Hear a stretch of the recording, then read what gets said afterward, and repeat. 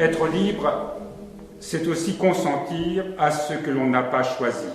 Si l'exercice de la liberté, comme choix entre différents possibles, a bien sûr son importance, il est capital cependant, sous peine de s'exposer à de douloureuses désillusions, de comprendre qu'il existe aussi une autre manière d'exercer sa liberté, moins exaltante de prime abord, plus pauvre, plus humble, mais bien plus courante en fin de compte, et qui est d'une fécondité humaine et spirituelle immense.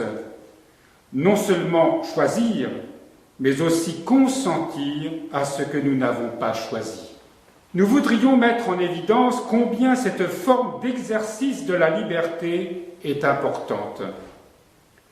L'acte le plus haut et le plus fécond de la liberté humaine réside davantage dans l'accueil que dans la domination. L'homme manifeste la grandeur de sa liberté quand il transforme la réalité, mais bien plus encore quand il l'accueille avec confiance, telle qu'elle lui est donnée jour après jour. Il est naturel et facile d'accueillir ces situations qui, sans que nous les ayons choisies, se présentent dans notre vie sous un aspect agréable et plaisant. Le problème se pose évidemment face à tout ce qui nous déplaît, nous contrarie, nous fait souffrir. Mais c'est justement dans ces domaines que nous sommes souvent appelés pour devenir vraiment libres, à choisir ce que nous n'avons pas voulu, et donc parfois même nous n'aurions voulu à aucun prix. Il y a là une loi paradoxale de l'existence. On ne peut devenir vraiment libre que si on accepte de ne pas toujours l'être. Voici donc le point que nous allons développer maintenant, et qui est d'une grande importance. Qui veut accéder à une vraie liberté intérieure doit s'entraîner à accepter paisiblement et de bon gré bien des choses qui semblent contredire sa liberté. Consentir à ses limites personnelles, ses fragilités, ses impuissances, à telle ou telle situation que la vie nous impose, etc. Nous avons du mal à le faire, car nous avons spontanément horreur des situations dont nous n'avons pas le contrôle. Mais la vérité est celle-ci. Les situations qui nous font vraiment grandir sont justement celles que nous ne maîtrisons pas. Nous en donnerons beaucoup d'exemples concrets. Il y a une petite note. La grande illusion de l'homme est de vouloir maîtriser sa vie. Or, la vie est un don qui échappe par sa nature même à toute tentative de la maîtriser. Et c'est tiré d'un livre qui se nomme « Viens vers le Père » de Jean-Claude Sagne. Arrêtons-nous un moment sur ce que nous venons de lire. Il est vrai que, même au cours d'une simple journée, nous pouvons être contrariés. Et nous le savons, contrariés par les événements, contrariés dans une relation avec son prochain, entre époux, contrariés dans la relation avec les frères et les sœurs dans la vie monastique, etc.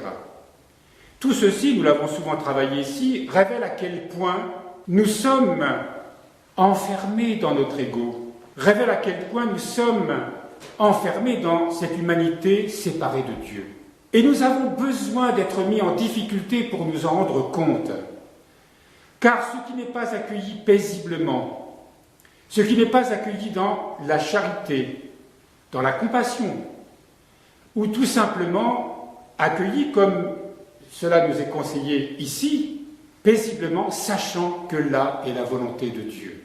Et lorsque nous sommes en difficulté, lorsque nous sommes plongés dans le trouble, c'est-à-dire dans une réaction quelconque, qui nous enlève justement cette paix intérieure, alors nous savons qu'il nous faut nous tourner vers le Seigneur, encore et encore, pour lui demander d'accueillir, d'accepter ce que nous sommes en train de vivre, qu'il rétablisse en nous cette paix, parce que nous savons que cette souffrance n'est pas celle qui nous vient des événements, n'est pas celle de telle ou telle attitude venue d'un frère ou d'une sœur.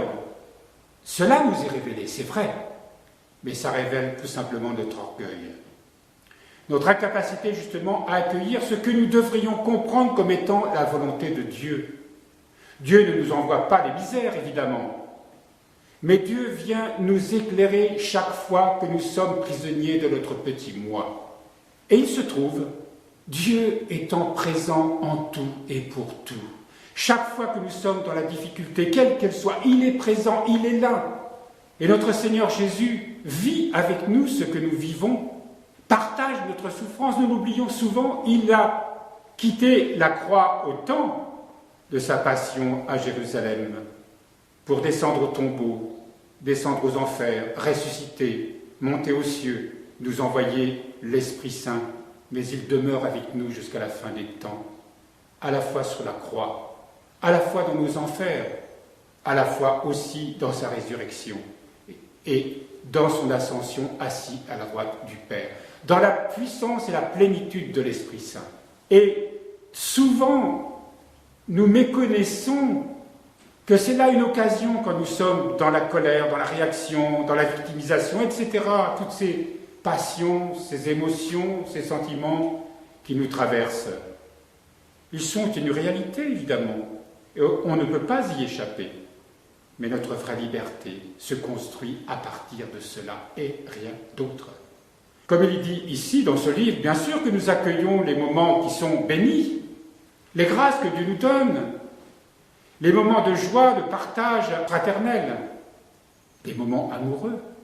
Mais notre vie se construit dans la difficulté, parce que c'est là que nous cédons, que nous nous renonçons, que nous nous tournons vers le Seigneur pauvres, parce que nous mettons en application la première béatitude. Heureux les pauvres en esprit, car le royaume de Dieu leur appartient. Les pauvres, non pas une pauvreté au sens matériel, c'est une pauvreté spirituelle. La pauvreté où nous sommes justement en face de ce que nous ne pouvons pas maîtriser, de ce que nous ne savons pas accepter. Nous ne pouvons faire qu'une seule chose, accueillir dans la foi et nous tourner vers le Seigneur. Et à ce moment-là, le Seigneur rétablit la paix perdue, transforme ce qui nous affligeait en joie. C'est la joie parfaite d'un Saint François d'Assise, ou d'autres saints qui ont parlé de cette joie, ou de notre Saint-Père Tugdual, ici, qui a parlé de cette joie parfaite. Et elle nous est donnée encore et encore, toujours et toujours, chaque fois que nous en aurons besoin. Ne craignons pas de chuter, ne craignons pas d'être dans cette pauvreté. Elle est notre trésor. Mais elle est notre trésor seulement si dans la foi nous nous tournons vers le Seigneur. Sinon, elle est notre condamnation. Elle est notre tourment. Et au lieu de nous sauver, tel le mauvais larron, comme on le dit dans l'Évangile, celui qui se révolte parce qu'il souffre, imitons plutôt le bon larron qui, lui, au contraire, accepte, se tourne vers le Seigneur et reçoit la certitude que, à l'instant même, avec le Seigneur, il est au paradis.